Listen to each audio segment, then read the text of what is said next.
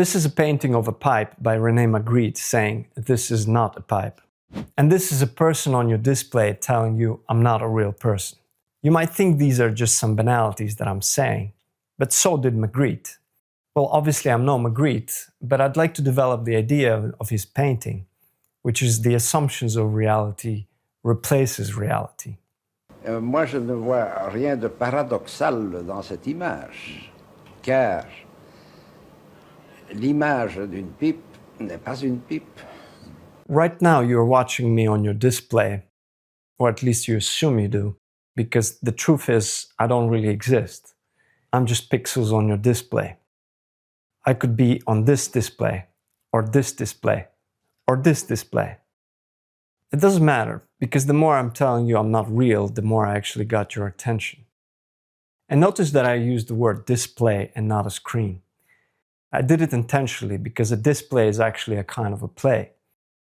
I'm right now playing that I'm talking to you, and you're playing that you're watching me.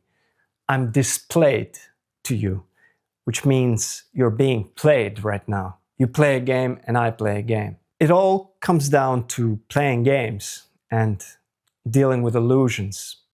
And that's also why the word illusion itself has the word play in it, ludus. And interestingly, the word ludus in Latin also means a school.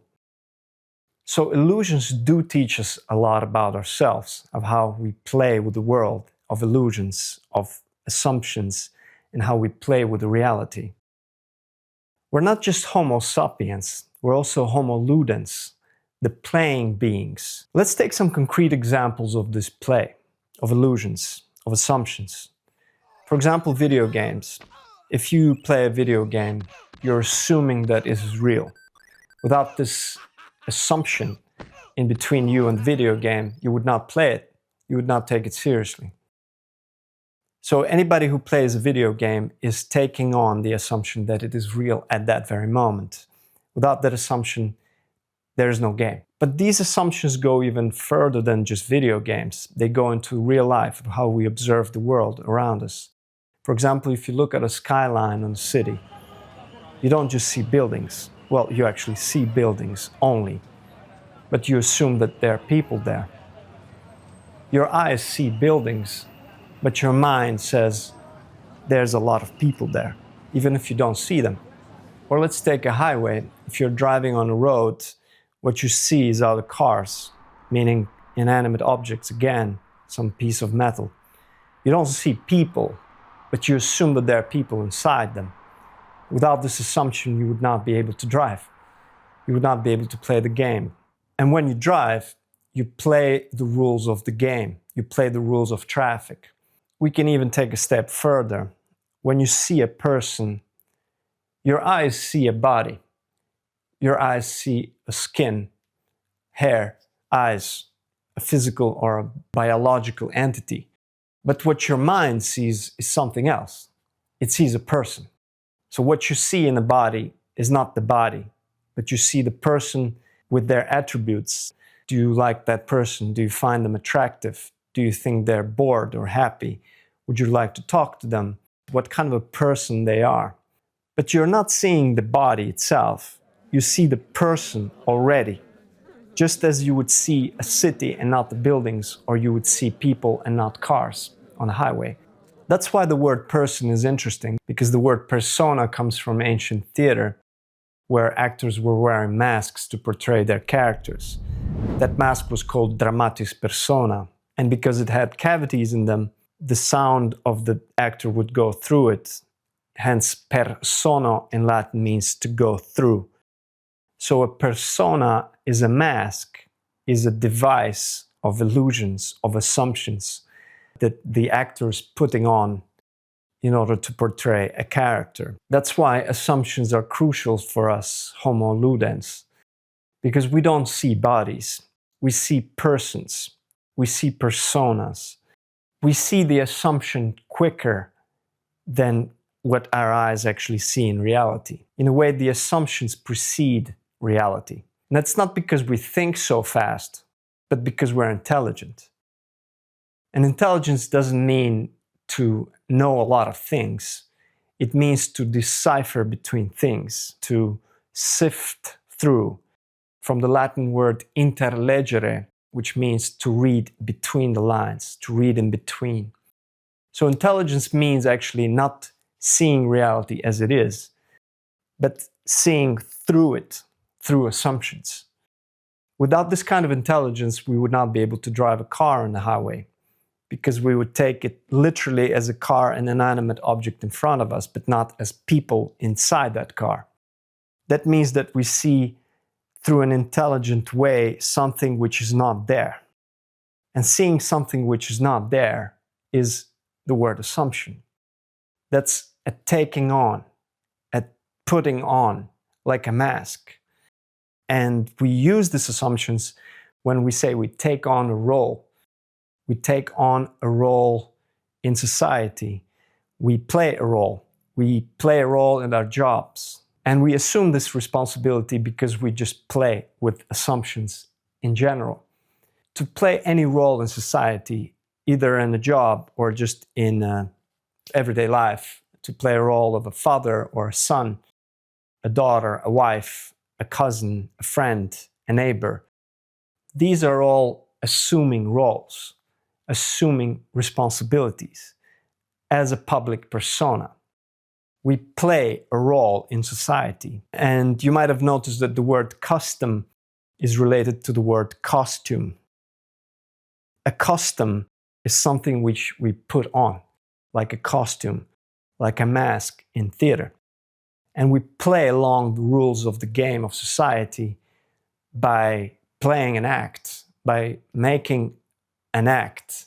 We act in everyday life as if we are on a stage, as if we were on a scene. We want to play at least some kind of role in society.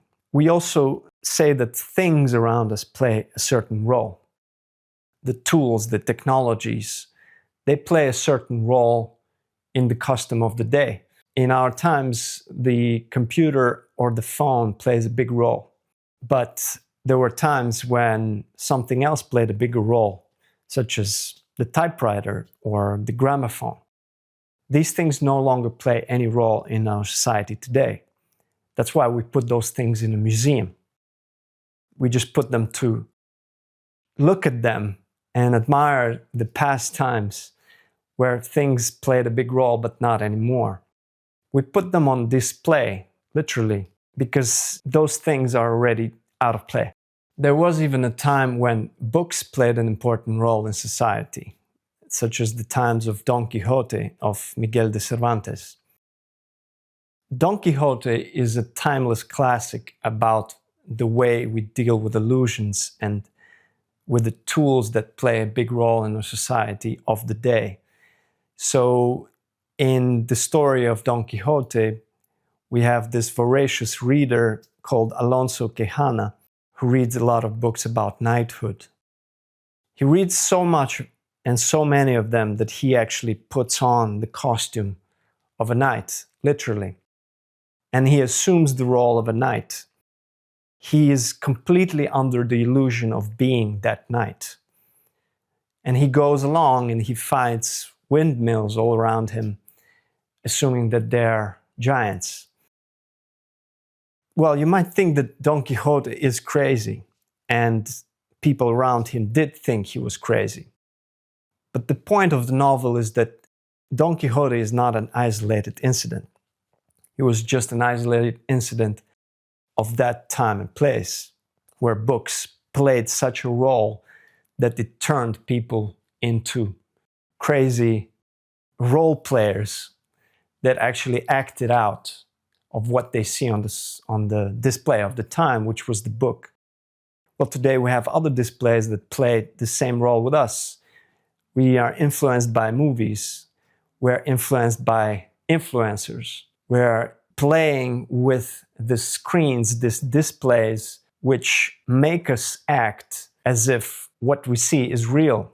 So if you talk with your boss on a computer screen, you assume that the boss is there. Even if you work from home, you get paid for that. You were at the meeting. So both your boss and you assumed that you are working. While you're at home, you're actually also at work.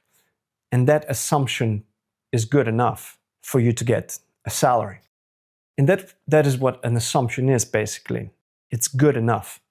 It's good enough to replace reality. We operate on these good enoughs to such a way that you seeing my pixels on the screen is good enough for you to listen to what I am saying, even if I'm not a real person. So what you're seeing on this little screen, little display, is a giant in a way, not because I'm a giant, but in a metaphorical giant of Don Quixote, where he saw giants, not windmills. So you see a person in a miniature of a display. You're also playing, just as Don Quixote. So we're all Don Quixotes in our own rights. We just play with different tools. And as Homo Ludens, this is essential for how we operate in reality. We don't see reality as it is. We just put it on as a mask. And we take these assumptions as real. It would take a lot of convincing for us to be told that what we see is a body and not a person. And we don't want that. The moment we see a body and not a person is the moment we actually lose our humanity. Is when we take off the mask. We no longer play. We don't no longer play by the rules of society. But this play is not an imposed play on us. It's just how we operate. We operate on assumptions. I celebrate myself. And what I assume, you shall assume. For every atom belonging to me, as good belongs to you. In the end, we do play. We play from beginning till end. It's not just the children are playing. Everybody's playing. Right now we're playing, and without display, there would be no 21st century. There would be no digital economy. There would be no virtual world.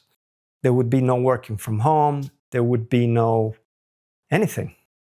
Coming back to Magritte's simple message that this is not a pipe, I'm coming back to the message that I developed from Magritte, is that I'm not a real person, but you play along, and I play along. All of this play can only be done by highly intelligent beings like us, who don't see reality as it is, but assume it, put it on, take it on, put in a costume of a role player. As Shakespeare wrote, all the world's a stage, and all the men and women merely players.